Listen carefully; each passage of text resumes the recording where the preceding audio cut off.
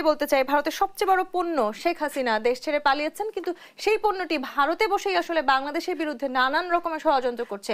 আপনি বলছিলেন যে এভাবে যদি আসলে নানান রকমের ঘটনা ঘটতে থাকে, অনাকাঙ্ক্ষিত ঘটনাগুলো একটা পর্যায়ে গিয়ে আসলে বাংলাদেশ এবং ভারতের যে সম্পর্ক, সেই সম্পর্কের আসলে কোনো কঠিন পরিণতির দিকে আমরা যাচ্ছি কিনা। দেখেন, একটা কথা শেখ হাসিনা সবসময় বলতো, ফ্রেন্ডশিপ টু অল মেলাইজ টু নান। আসলে সে যে কত বড় একটা প্রতারক, বিশ্ববিখ্যাত প্রতারক। যদি প্রতারণার কোনো নোবেল পুরস্কার থাকতো তাহলে শেখ হাসিনা পেত। মিথ্যাবাদী।